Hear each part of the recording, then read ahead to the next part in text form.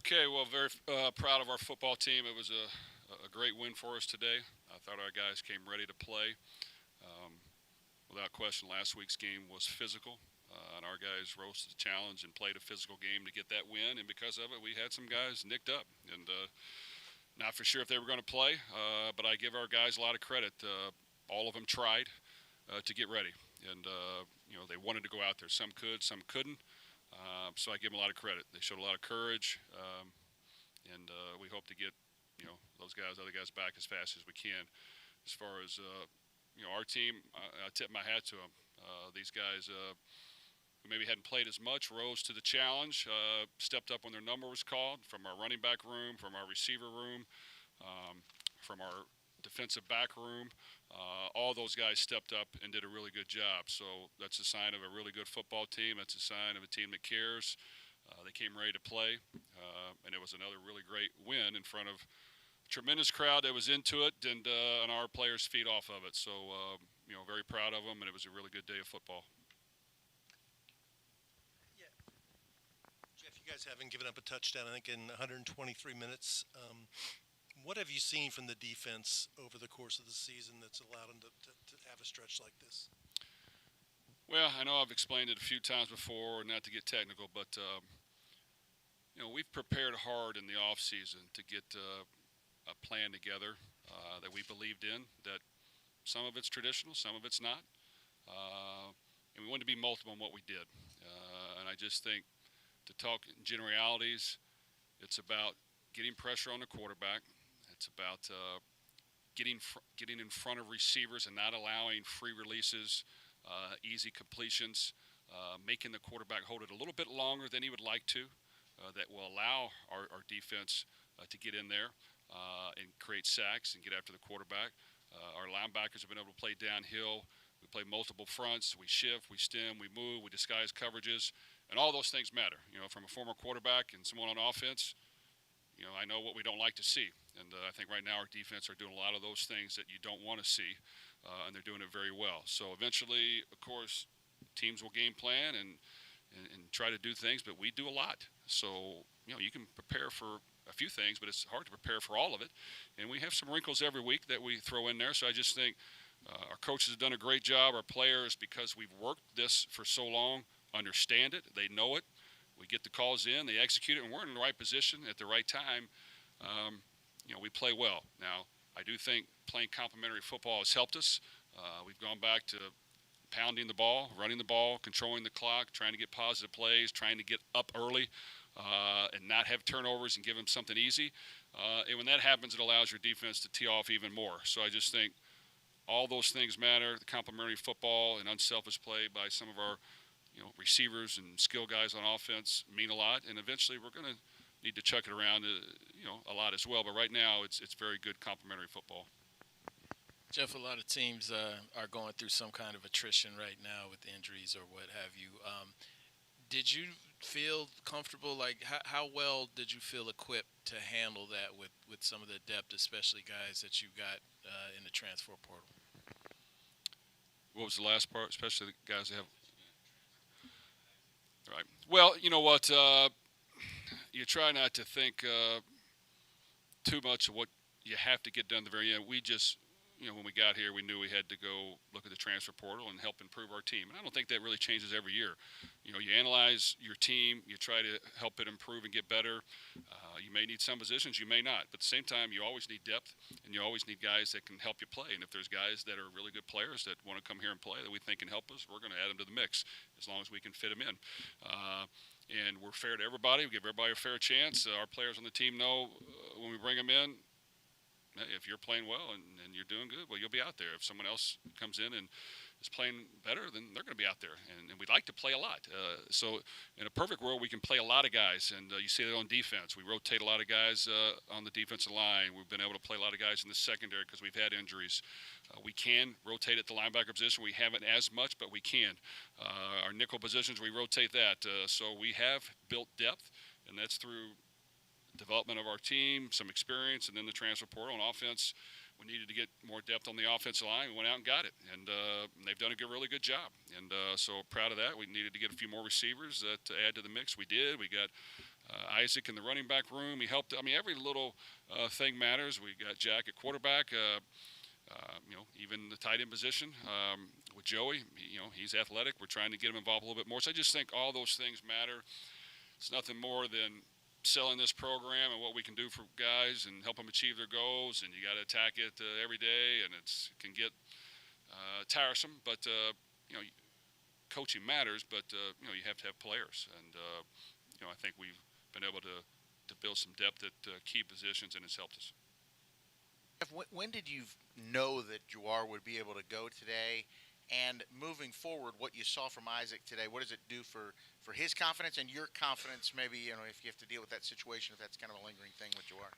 Well, unfortunately, we had at least a handful of guys that, were nicked up at the end of the last game that, we had concerns about. And today's age, you don't want to tell the other team too much what's going on because there were some pivotal positions. So we tried to get them ready as fast as we could, which really just meant rehabbing them, and they didn't really practice. I give Jawar a lot of credit. He's nicked up in multiple spots. He tried to give it a go. He went out there and played. Luckily, Isaac and Maurice stepped in and kind of took it over. We didn't have to use him as much, so that was great to see. So I'm proud of that running back room. At the receiver position, Jamari couldn't go. When can he go? I don't know. But Jaden has worked hard, and he stepped in. He's been his backup all year and had the touchdown catch. Caught another one down low. Didn't have to throw the ball a lot. Our other receivers played hard.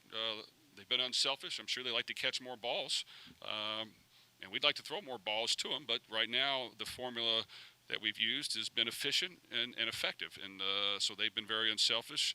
Had some linemen that couldn't practice at all that sucked it up and went to the game again. And in the secondary, we were down some spots there. And Storm stepped in and did well. And then he got hurt a little bit, had to come in and get a shot or whatever he had to get done. And some other guys came in. So, it's that time of the year. We try not to make excuses. It's going to happen to everybody. Everybody has injuries.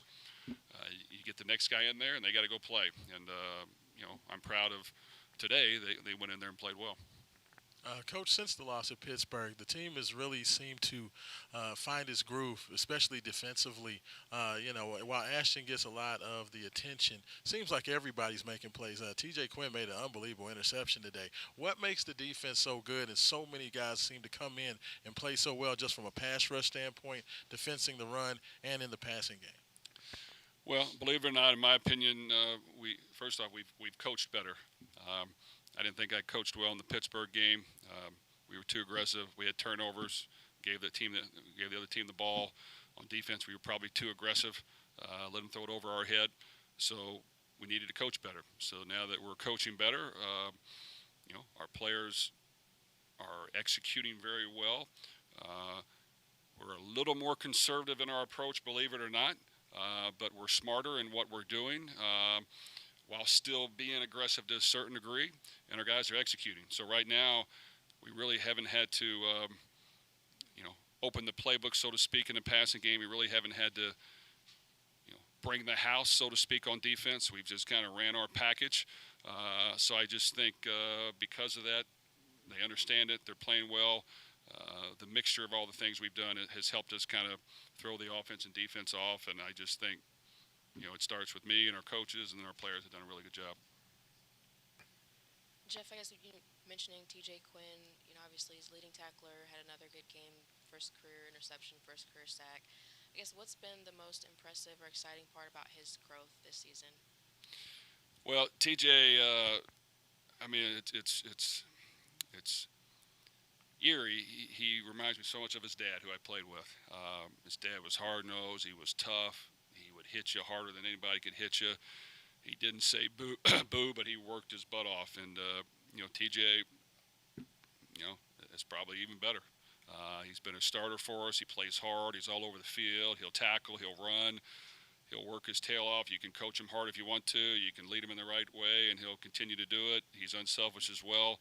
His teammates love him. So he's just a really good leader that I don't think has played a whole lot to this year, but we've thrown him in there, and he's been, a big difference maker for us each and every week. And, somebody that we rely on and count on to play well because he helps us win. Jeff, Jack had another really efficient day today, 11 of 12. What have you liked from him after the bye week in these last couple of games?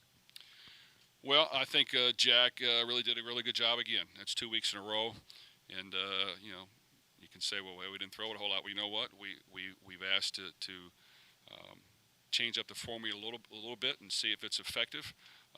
He's taken care of the ball. He's made good decisions. He's got us in the right play. He's got us in the right play in the run game. He's very smart in his approach to the game. He's distributed the ball accurately when he's had to. And like I told him, we're going to have some games at some point. We're going to have to air it out, and you're going to have to be efficient and throw a bunch of darts and all those things and still not turn over very much. But he's done a great job. I mean, because of his experience, because of his knowledge, his intelligence, because he wants to win so bad, and the fact that he's a really good teammate, he does what we've asked him, and he's understands this offense as good as me, if not better.